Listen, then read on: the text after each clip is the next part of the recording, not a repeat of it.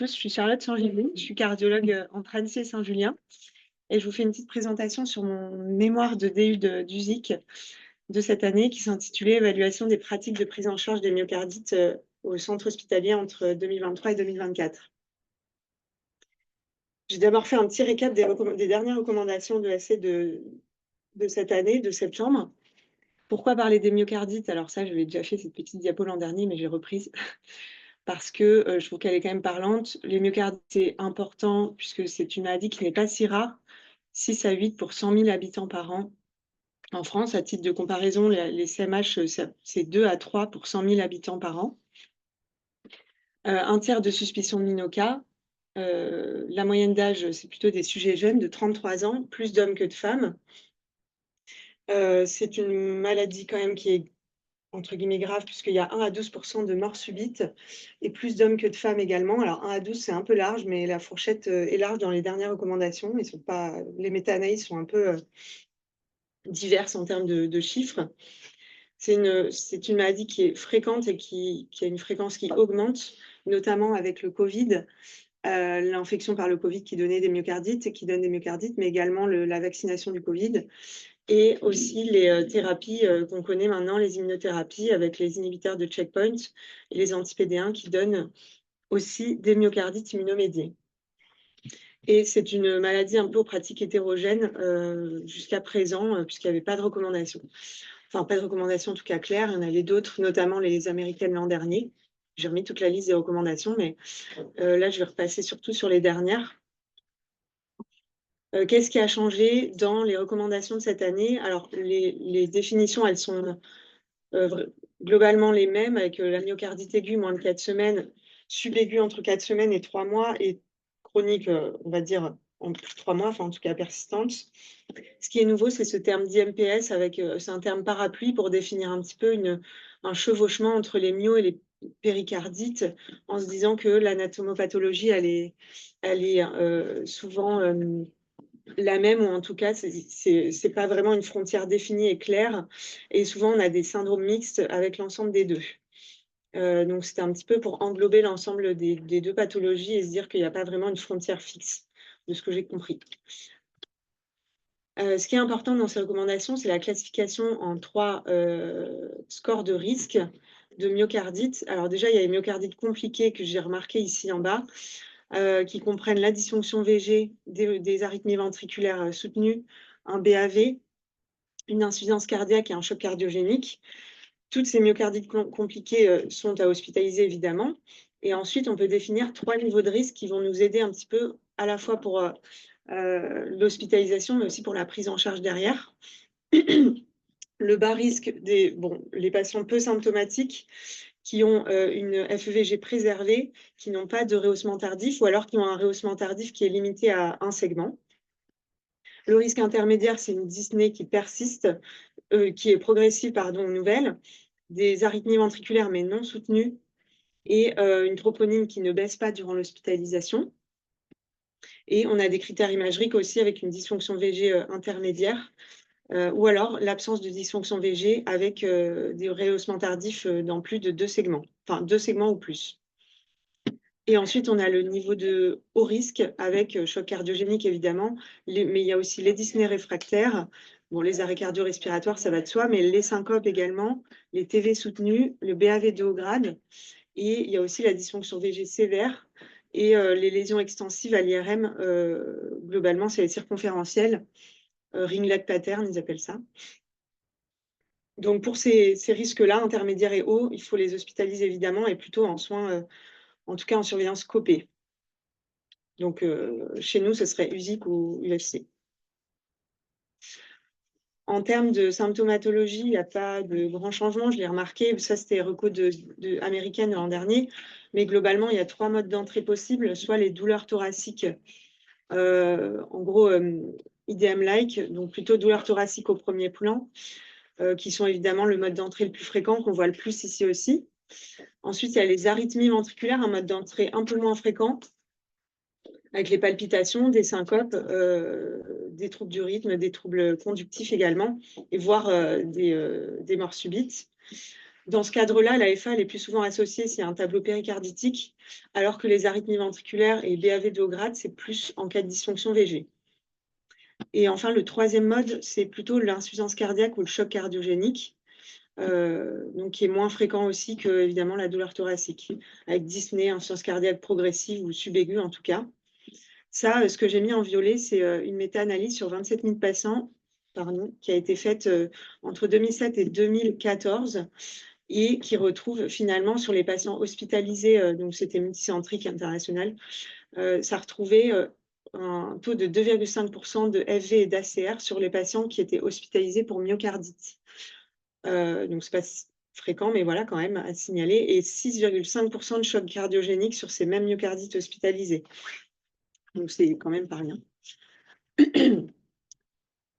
Ce qui a changé dans les recommandations, enfin ce qui est nouveau et ce qui est mis au premier plan, c'est l'IRM cardiaque, qui avant n'était pas vraiment, en tout cas un diagnostic de certitude. On parlait surtout de la biopsie endomyocardique, qui permettait de certifier le diagnostic. Maintenant, l'IRM, elle est vraiment dans le diagnostic de certitude au même titre que la biopsie endomyocardique. Après, je vous ai remarqué ici le clinique, ECG, etc., mais ça n'a pas changé.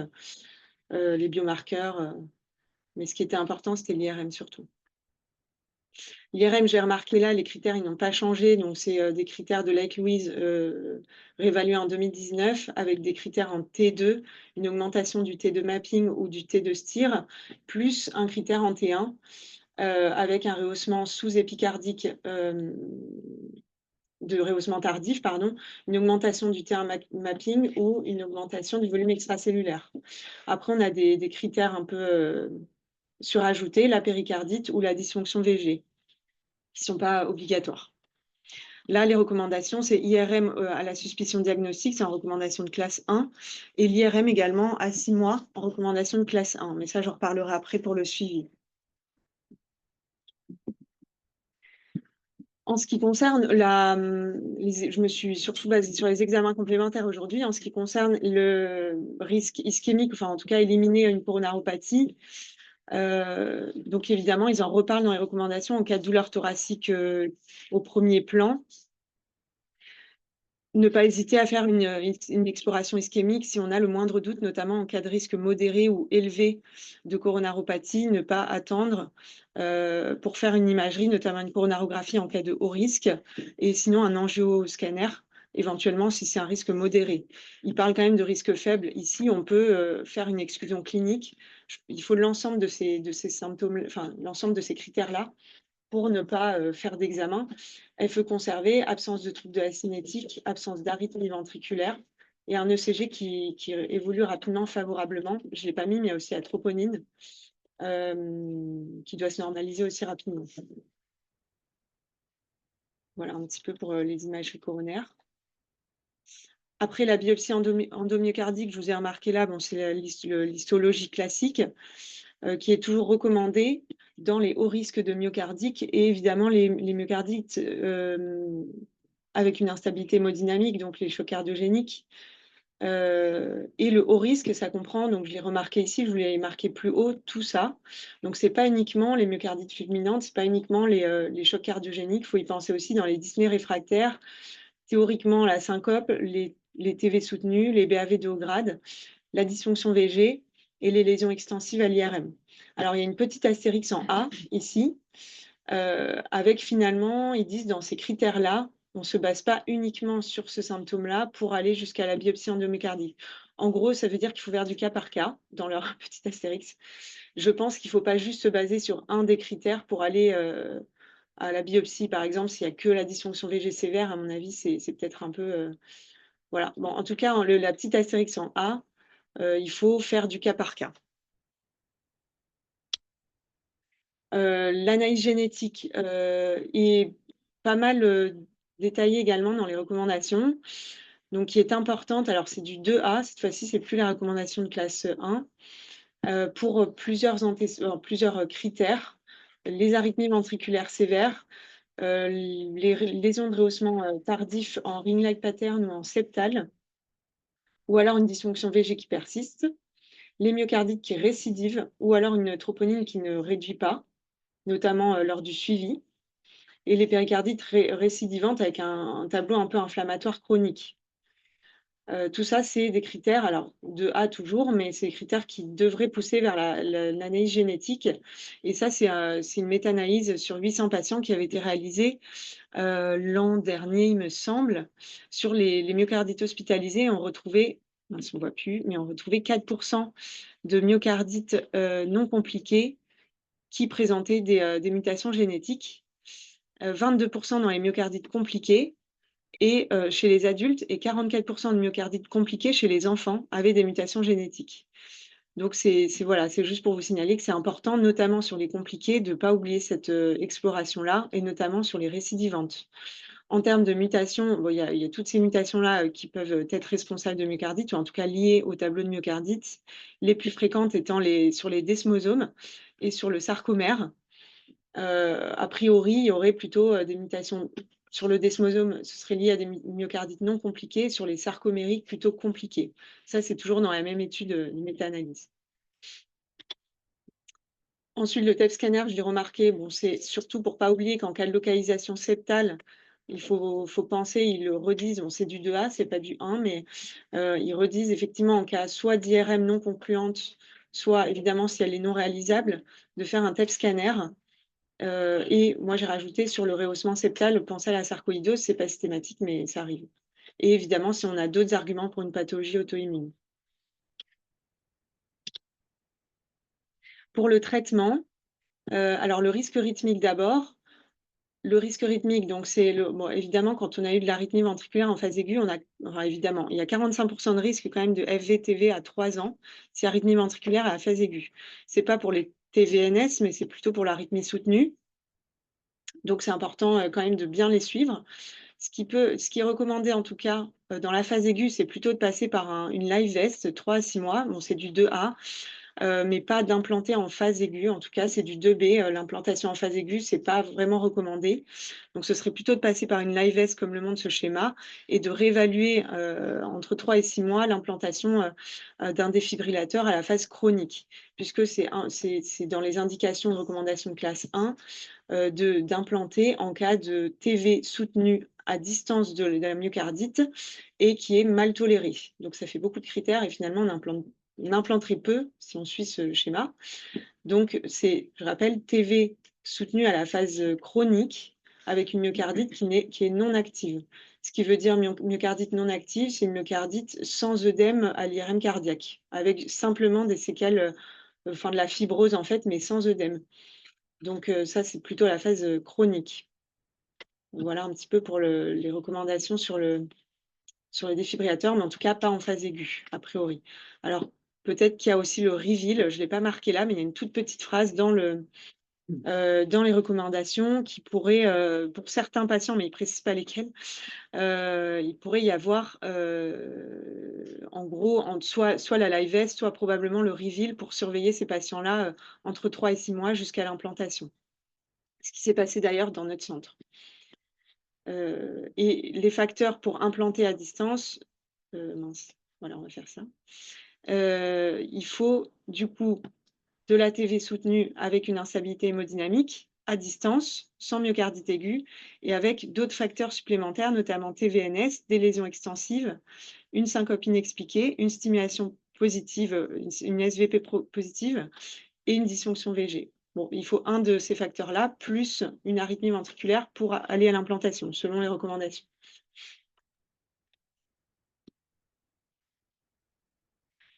En ce qui concerne le traitement médicamenteux des myocardites, c'est tout du 2A. Il n'y a pas de recommandation de classe 1. Principalement les bêta-bloquants pendant 6 mois en 2A et les antiarythmiques en cas d'arythmie ventriculaire à phase aiguë. La seule recommandation de classe 1, c'est en cas de dysfonction VG, d'insuffisance cardiaque. On se reporte en fait, à la recommandation de l'insuffisance cardiaque et donc aux IEC ou ARA2 en cas de dysfonction VG, mais ce n'est pas à mettre en première intention sinon. Et ils mettent en recommandation de classe 2A de poursuivre les traitements pour une durée de 6 mois et jusqu'à récupération complète de la fonction VG. Le pronostic, ce qui est sûr, c'est que la dysfonction VG initiale, les arythmies ventriculaires et la localisation du rehaussement tardif à l'IRM sont prédictifs d'événements cardiovasculaires et de mortalité.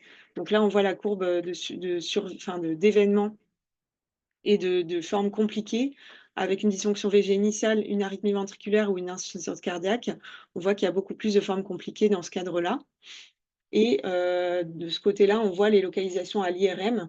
Le pattern, en fait, le pattern antéroseptal, pardon, qui est ici, on le retrouve ici dans les... Arrivé avec ça. Bon, je peux voilà. On le retrouve ici avec plus d'événements antéroseptal. Il est en bleu tout en haut. Donc plus d'événements cardiovasculaires sur ce pattern-là. Alors que le inférolatéral, il est en rouge ici, donc il est plus bas. Et l'absence de lésion, bah, évidemment, il est à plat. Donc voilà, juste pour vous signifier, ceux-là, ils sont déjà bien décrits sur plusieurs études. Donc bien s'en souvenir et penser à ces complications-là. Là, il reparle de facteurs prédictifs de décès ou de transplantation cardiaque dans les recommandations là, de cette année. Ils évoquent le jeune âge, alors sans précision vraiment, l'antécédent de myocardite, la dysfonction VG, la pathologie auto-immune associée, le taux d'anticorps auto-immun initial, enfin de la maladie en question, maladie auto-immune, par exemple le lupus, élevé, et la prédisposition génétique. Donc voilà un petit peu ce qui se rajoute là-dedans. Le pic de tropo, je vous l'ai remarqué, ce n'est pas un élément de gravité initiale. C'est corrélé par contre à l'étendue de l'atteinte à l'IRM et aux lésions de rehaussement tardif. Le sexe, c'est un peu débattu. Probablement que les femmes, elles auraient des tableaux plus compliqués à la phase aiguë, avec plus de complications, notamment la méta-analyse dont je vous ai parlé avant sur 30 000 patients. Les femmes hospitalisées, elles avaient plus de décès et plus de complications à la phase aiguë. Mais par contre, sur le long terme, il y aurait une meilleure récupération, une meilleure et l'absence de complications à long terme. Et le suivi, alors le suivi, il y a des tableaux qui ne sont pas franchement clairs. Globalement, ce que j'ai remarqué, c'est l'IRM qui est quand même bien décrit plusieurs fois, de refaire l'IRM à 6 mois systématiquement et même de refaire l'ensemble des examens, c'est-à-dire ECG, preuve d'effort Holter, échographie et IRM à 6 mois, afin d'évaluer un petit peu la suite. Là, je trouve ce tableau pas très clair, j'ai remarqué quand même, parce que c'est le seul qui a vraiment. Il parle de 1 mois, il parle de 3-6 mois, mais pas pour tout. Bon, j'aurais plutôt dit ça, surtout en premier lieu. Et effectivement, si l'IRM elle est anormale ou si les examens sont anormaux, de répéter l'IRM à 6 mois et ensuite à 12 mois. Alors, en ce qui concerne l'étude que j'ai faite, du coup, c'était décrire les pratiques de prise en charge des myocardites au sein du change sur les années 2023 et 2024. C'était une étude rétrospective descriptive. Donc, comment on a fait? On a pris les 3600 patients qui sont passés en cardiologie entre Annecy et Saint-Julien. J'ai mis le filtre myocardite, ça a retenu 96 patients. Parmi ces 96 patients, on en a exclu 44 sur... pardon, j'arrive. Je vais mettre ce truc. Sur plusieurs critères, soit l'IRM cardiaque faite était normale chez 11 patients, soit l'IRM cardiaque où je ne l'ai pas retrouvée ou elle n'a pas été réalisée chez 14 patients. Il y a 15 patients qui ont été exclus parce qu'ils avaient un diagnostic différentiel, soit myopéricardite, soit MINOCA, soit TACO. Et il y avait les myocardites secondaires aux immunothérapies qu'on a volontairement exclus de l'étude, sur le fait que c'était un petit peu une pathologie immunomédiée, en tout cas différente sur la physiopathologie, donc on ne les a pas incluses. Finalement, il restait 52 patients inclus sur les 2 ans. En termes de résultats, les résultats sont similaires à la population générale avec une moyenne d'âge qui est de 33 ans. Une majorité d'hommes, 92% d'hommes, comme on le voit ici, qui sont plus jeunes. Les femmes, elles sont très peu présentes. Il y avait 8% de femmes et qui étaient plus âgées au diagnostic. En général, c'était plutôt 35-45 ans les femmes. Sinon, la moyenne d'âge ici qu'on voit, c'est 25 à 35 ans, la plus grande majorité des patients. En termes d'antécédents médicaux, il n'y avait pas de choses majeures, si ce n'est quand même le surpoids. Dans 50% des patients avaient quand même un surpoids. Et ce qui est à noter, c'est quand même un tiers des patients qui avaient un antécédent de myocardite sur les 2 ans-là. Sur les résultats, la symptomatologie initiale, elle n'est pas exceptionnelle, elle est comme décrite, douleur thoracique dans 100% des cas, La Disney plus rarement et plus, enfin 100%, 97%. La Disney, c'était plutôt chez les femmes. Il y avait moins de 5% de patients qui avaient une Disney. Il y a eu une syncope, un arrêt cardio-respiratoire. Les syndromes viraux, ils n'étaient pas systématiques, c'est à noter quand même. Il y avait 70% de virose qui préexistaient, mais pas chez 100% des patients. Tout comme la fièvre, il y avait de la fièvre dans 0% des cas.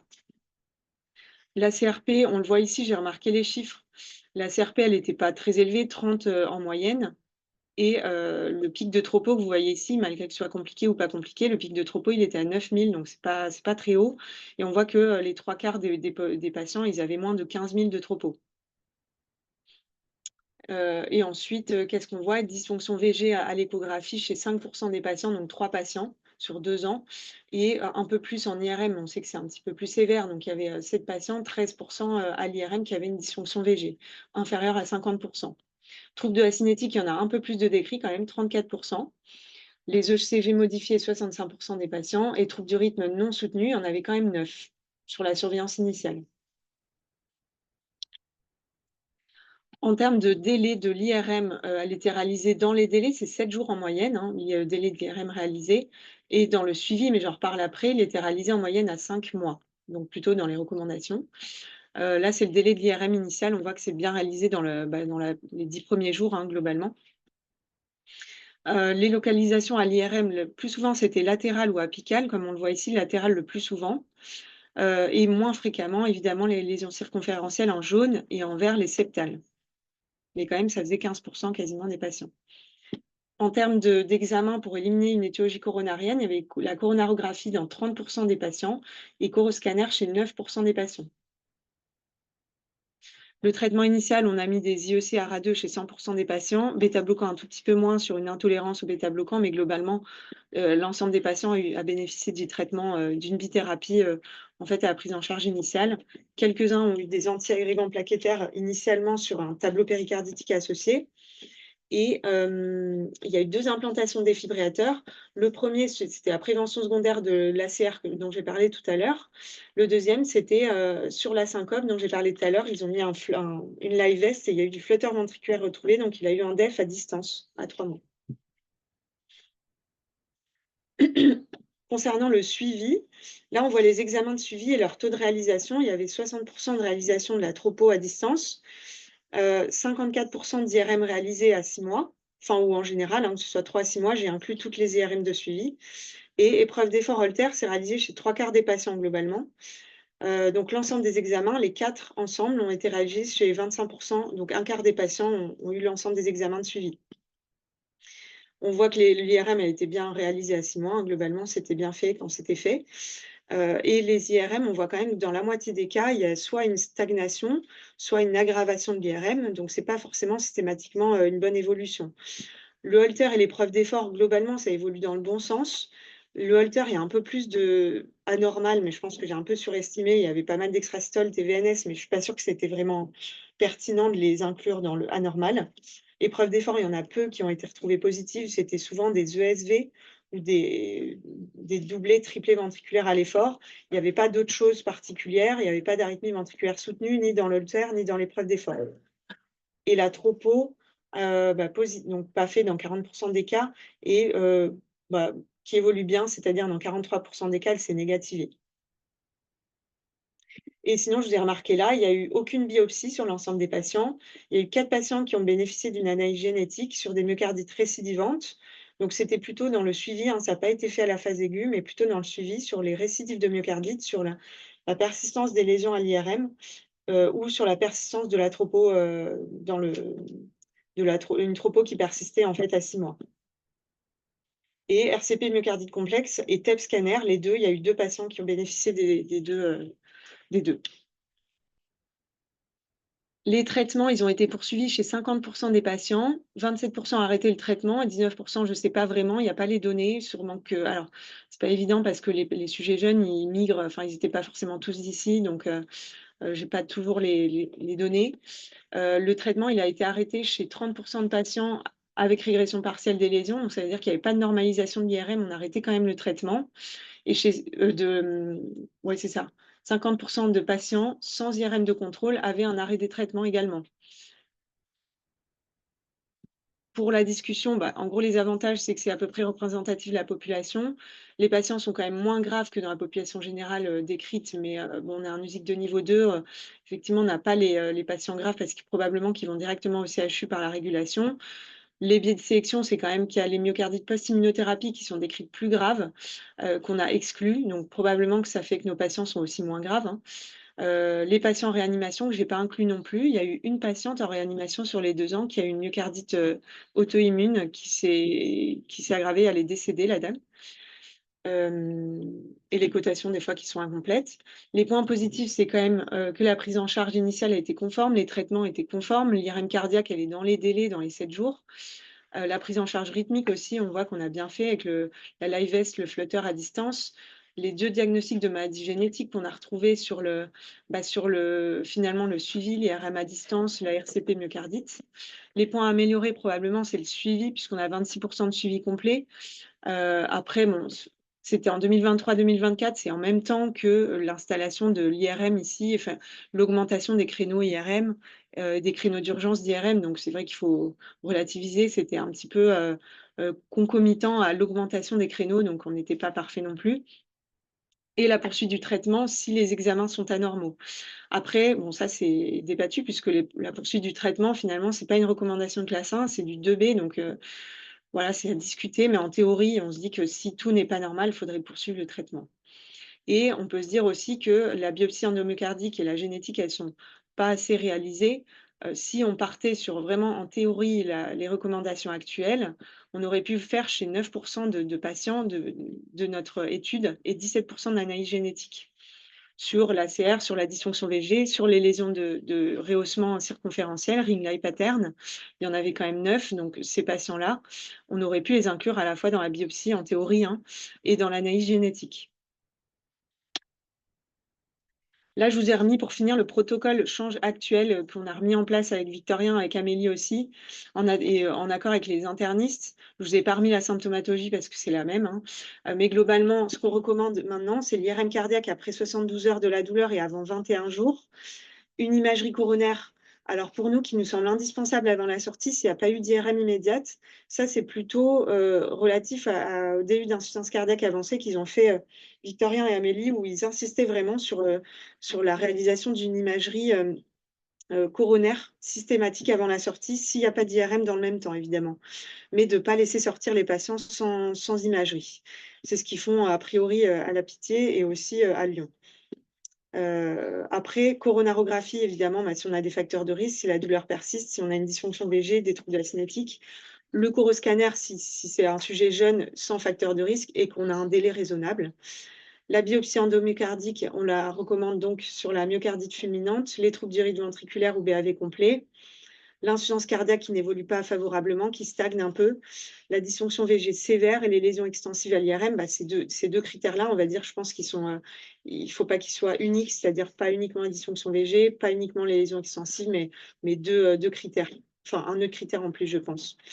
Et l'analyse génétique l'analyse génétique, j'en ai déjà parlé, mais BAV, troubles du rythme, récidive de myocardite, bien y penser, les patients qui ont déjà des antécédents de myocardite, on peut leur faire, dès qu'ils arrivent, l'analyse génétique. La myocardite avec hérédité familiale, le pattern atypique, notamment les lésions circonférentielles à l'IRM ou ring-like ou septales, la dysfonction VG et les tropos qui persistent à distance. Là, je vous ai remis un petit point sur juste les récidives de myocardite, les étiologies possibles chez les patients qui ont des myocardites récidivantes, les maladies auto-immunes, vascularite, connectivite, sarcoïdose, SAPL, bon, voilà, donc à peu près tout ça. L'hématologie, endocrinien, phéochromocytome, thyrotoxicose, pardon, les toxiques, alcool, cocaïne, catécholamine, plomb, traitement génétique et idiopathique. Donc, toutes ces étiologies, il faut pas hésiter à re-regarder. Et ça, c'est le bilan de première intention en cas de myocardite récidivante, biologique qu'on peut faire aussi quand les patients arrivent. Après, il y a d'autres examens, mais qui sont plutôt sur point d'appel. L'hospitalisation, évidemment, rien en cas de myocardite fulminante, mais ça va être soit plus ou moins rapproché du CHU. Hospitalisation systématique plutôt préférentiels en USIC ou en USC pour la surveillance scopée, les bêta-bloquants systématiques, les IEC uniquement si dysfonction VG ou trouble de la cinétique, INS si tableau péricarditique associé, et le DEF, mais bon, c'est de la recommandation 2B, donc plutôt à la phase chronique, hein. Encore une fois, c'est sur une myocardite chronique. Et on pourrait mettre du coup plutôt Rivil ou l'IVES sur la phase aiguë en cas d'arythmie ventriculaire soutenue. Pensez aussi au protocole Argo qu'on fait en ce moment sur le site avec colchicine vs placebo dans la myocardite aiguë. Pour le suivi, ce qu'on recommande, 3 mois, consultation, tropo, ECG, ETT, preuve d'effort, Holter. 6 mois, IRM. 12 mois ou plus, effectivement, s'il y a des persistances d'anormalité sur les examens ici.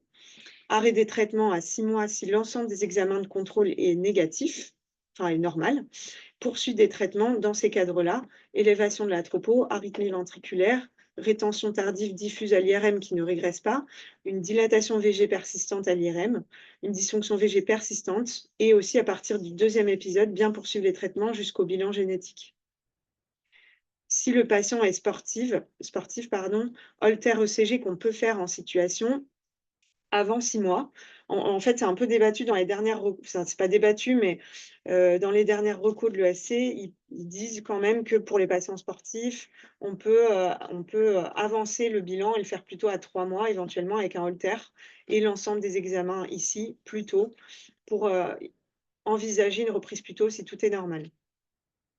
Suivi minimum de 4 ans, toujours, ça ne change pas en cas d'insuffisance cardiaque et à la phase aiguë, puisqu'il y a un risque de CMD.